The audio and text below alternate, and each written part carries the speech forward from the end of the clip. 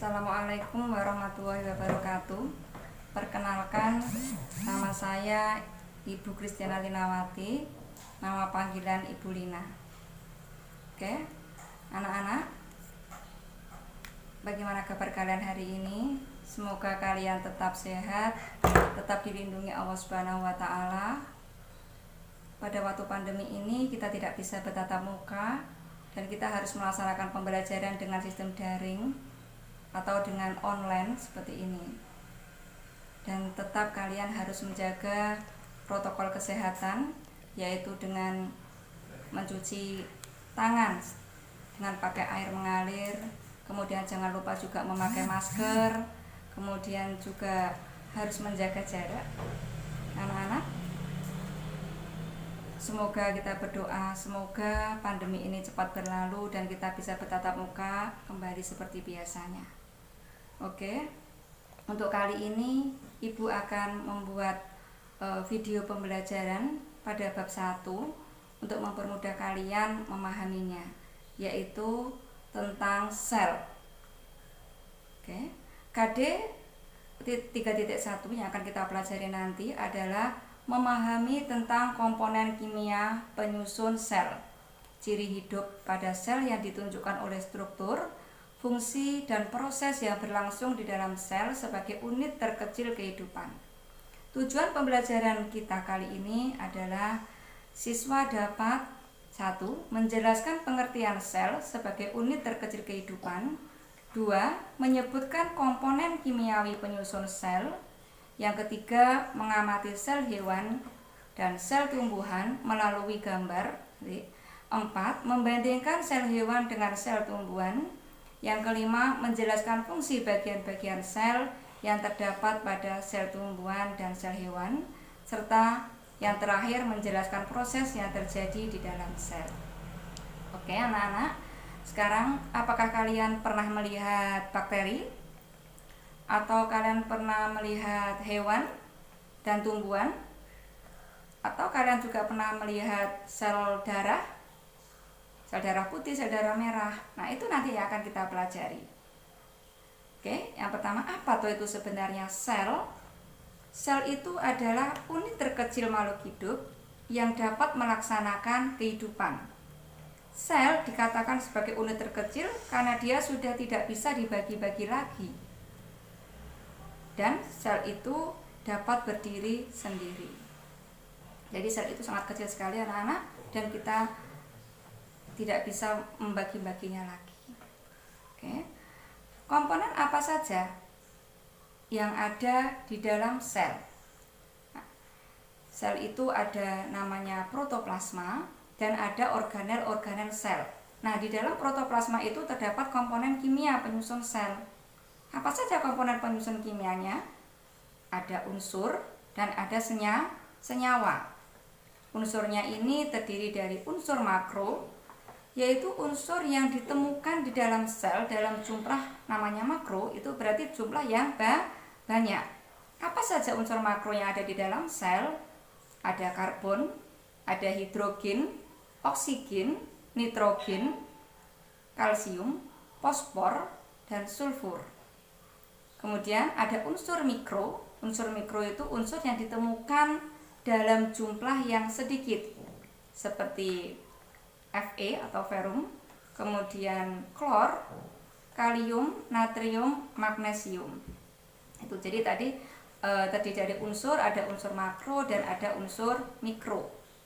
Kemudian komponen kimia penyusun sel selanjutnya adalah senyawa. Nah, senyawa ini ada senyawa organik dan ada senyawa anorganik. Senyawa organiknya meliputi karbohidrat, kemudian protein dan lemak. Sedangkan senyawa anorganiknya terdiri dari air, garam-garam mineral, dan gas. Dan air ini merupakan komponen terbesar penyusun dari protoplasma. Hampir 90% komponen protoplasma itu terdiri dari air. Oke. Anak-anak, tadi Ibu menjelaskan kamu pernah melihat bakteri atau kamu pernah melihat sel hewan maupun tumbuhan, bagaimana keadaan selnya. Nah, Kita akan pelajari itu sekarang. Jadi sel itu bisa dibagi jadi dua, ada sel prokariotik dan sel eukariotik. Apa perbedaan kedua sel itu? Nanti kita akan pelajari. Sel prokariotik itu adalah sel yang tidak mempunyai membran inti. Kemudian sel eukariotik itu adalah sel yang mempunyai membran inti. Membran itu adalah pembungkus. Ya, kalau dia namanya membran inti, berarti dia pembungkusnya inti atau pembungkus nukleus. Jadi sel prokariotik itu dia tidak memiliki pembungkus dari inti, sedangkan eukariotik itu dia mempunyai pembungkus inti. Yang kedua, sel prokariotik itu mempunyai DNA-nya terletak di nukleus, sedangkan sel eukariotik itu DNA-nya terletak di nukleolus atau anak inti. Sel prokariotik itu dia tidak mempunyai organel sel seperti mitokondria, badan Golgi, retikulum endoplasma.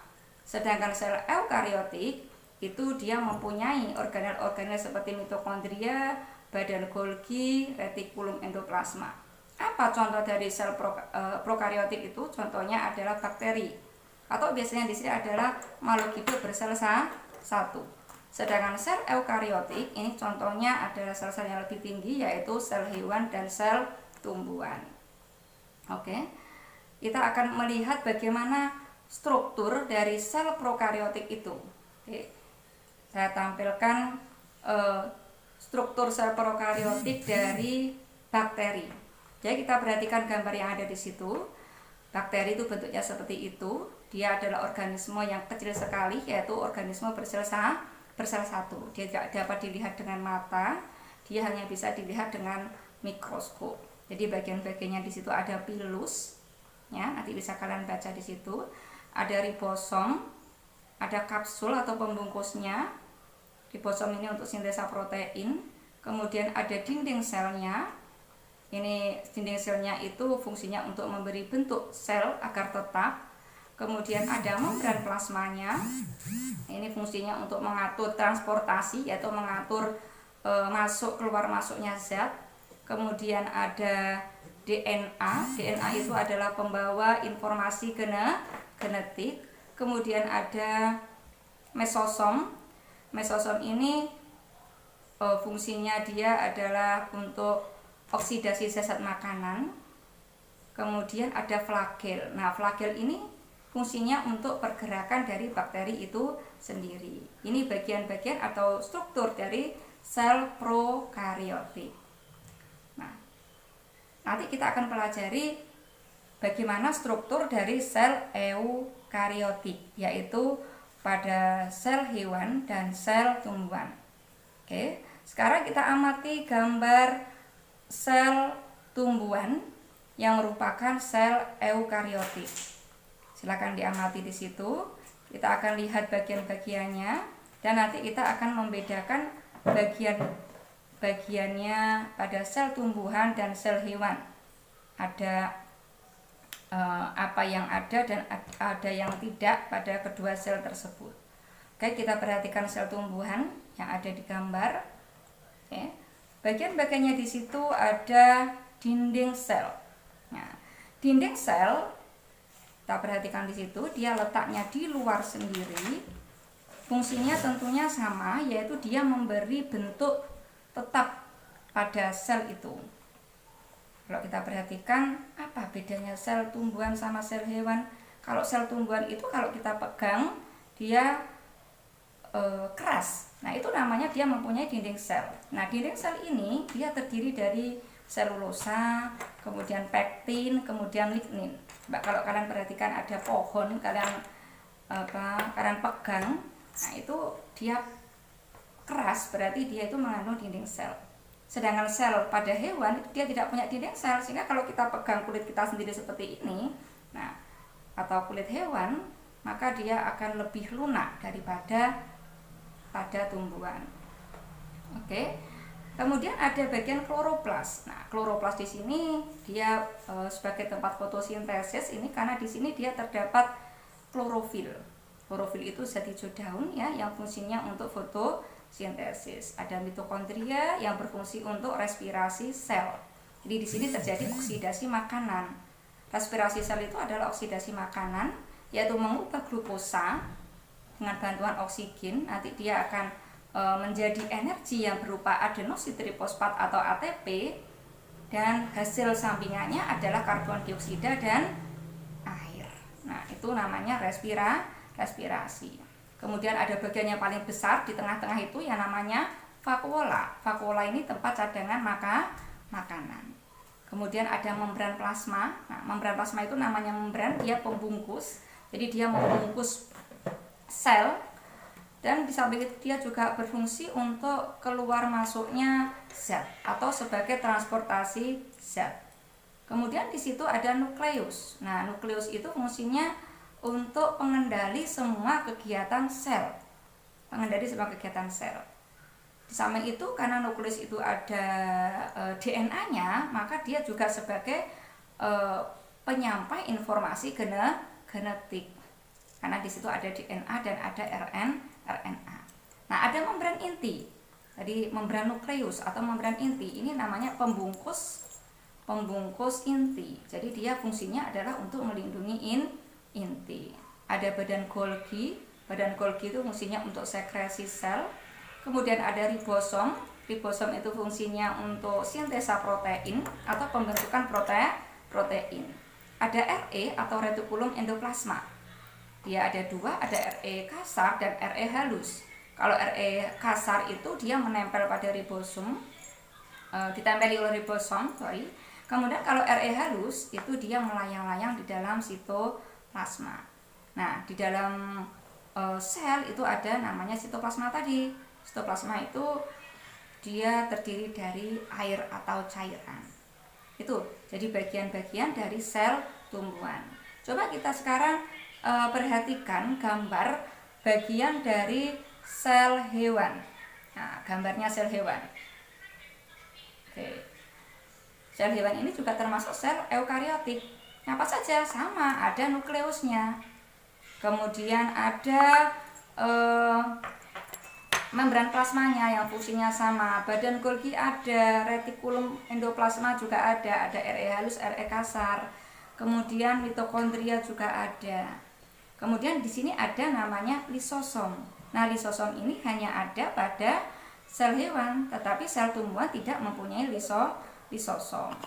Kemudian ada mikrotubulus. Ada sentriol. Sentriol itu hanya dipunyai oleh sel hewan saja. Fungsinya apa sentriol? Sentriol itu hanya terlihat pada waktu terjadi pembelahan sel. Fungsinya dia untuk mengatur pembelahan sel. Nanti sentriol itu akan terlihat pada waktu peristiwa mitosis dan meiosis. Kalau pada sel hewan nanti akan dipelajari pada bab selanjutnya. Oke. Jadi setelah kita melihat gambar sel hewan dan sel tumbuhan, kira-kira apa toh perbedaan antara sel hewan dan sel tumbuhan itu dengan melihat gambar tadi? Oke, setelah kita perhatikan, kita lihat perbedaannya di sini. Mengenai sitoplasmanya. Sitoplasma ada semua, sel hewan punya, sel tumbuhan juga ada. Dinding sel, nah kita tadi tahu bahwa pada sel tumbuhan dia punya dinding sel sehingga bentuknya tetap. Sedangkan untuk sel hewan tidak mempunyai dinding sel. Membran sel semuanya punya, sel hewan maupun sel tumbuhan.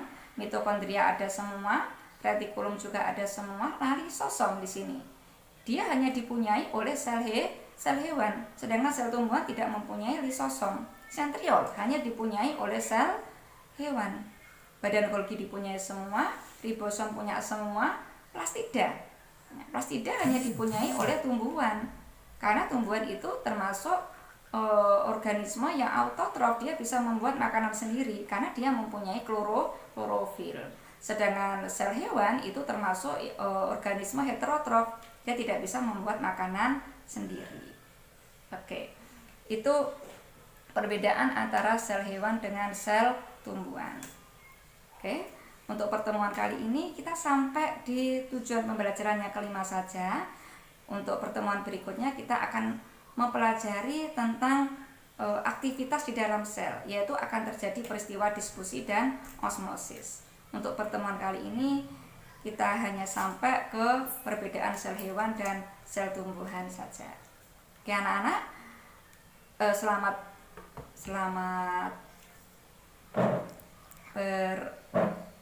berkreatif di rumah, berinovasi di rumah dengan belajar online di rumah ya.